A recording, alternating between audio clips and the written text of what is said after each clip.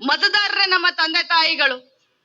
ನೀವೆಲ್ಲರೂ ಅವನನ್ನ ಬೆಳೆಸ್ಬೇಕು, ನೀವೆಲ್ಲರೂ ಅವನನ್ನ ಆಶೀರ್ವಾದ ಮಾಡಬೇಕು, ಅವನ ಭವಿಷ್ಯವನ್ನ ನೀವು ಬರೀಬೇಕು ಅನ್ನುವಂತ ಒಂದು ವಿನಂತಿಯನ್ನ ನಾನು ತಮ್ಮೆಲ್ಲರ ಒಂದು ಕೈ ಮುಗಿದು ನಾನು ಕೇಳಲಿಕ್ಕೆ ಇವತ್ತು ಇಲ್ಲಿ ಬಂದಿದ್ದೇನೆ.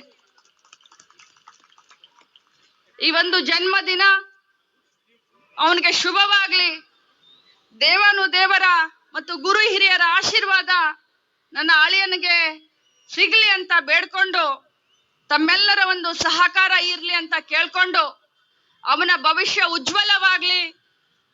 ಅವನು ಇದೇ ರೀತಿ ಅಧಿಕಾರ ಇಲ್ಲದೆ ಇದ್ದಾಗನು ಸಮಾಜ ಸೇವೆ ಮಾಡೋದು ನಿಜವಾಗ್ಲೂ ಬಹಳ ಶ್ಲಾಘನೀಯ. ಅಧಿಕಾರ ಇದ್ರನೇ ಸಮಾಜ ಸೇವೆ ಮಾಡ್ಬೇಕಂತೇನಿಲ್ಲ.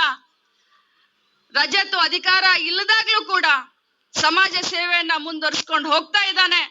ಅವನ್ಗೆ ಒಳ್ಳೇದಾಗ್ಲಿ ಅಂತ ಹೇಳಿ, ವಿಶೇಷ ಮಠಾಧೀಶರು ಇವತ್ತು ಅವನ ಕರೆಗೆ ಹೋಗಟ್ಟು. ಬಹಳ ಸಣ್ಣ ಹುಡುಗ್ರಿ ಅಪ್ಪಾಜಿ, ಅವನು ತಂದೆನ ಕಳ್ಕೊಂಡಂತ ಒಬ್ಬ ಅನಾಥ ಮಗ.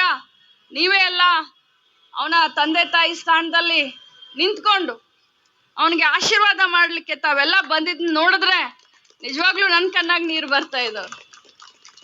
ಈ ವಯಸ್ಸಿಗೆ ಗುರು ಹಿರಿಯರ ಒಂದು ಆಶೀರ್ವಾದ ಅವನು ಪಡ್ಕೊಂಡಿದ್ದಾನೆ ಅಂತಂದ್ರೆ ಅವನ ಅದೃಷ್ಟ, ನಮ್ಮ ಅದೃಷ್ಟ. ಅವನಿಗೆ ಒಳ್ಳೇದಾಗ್ಲಿ ಅಂತ ಇನ್ನೊಮ್ಮೆ ಕೇಳ್ಕೊಂಡು, ತಮ್ಮೆಲ್ಲರ ಆಶೀರ್ವಾದ ನನ್ನ ಅಳಿಯನ ಮೇಲೆ ಇರ್ಲಿ ಅಂತ ಕೇಳ್ಕೊಂಡು, ತಮ್ಮೆಲ್ರಿಗೂ ವಂದಿಸಿ ನನ್ನ ಮಾತನ್ನ ನಾನು ಮುಗಿಸ್ತೀನಿ.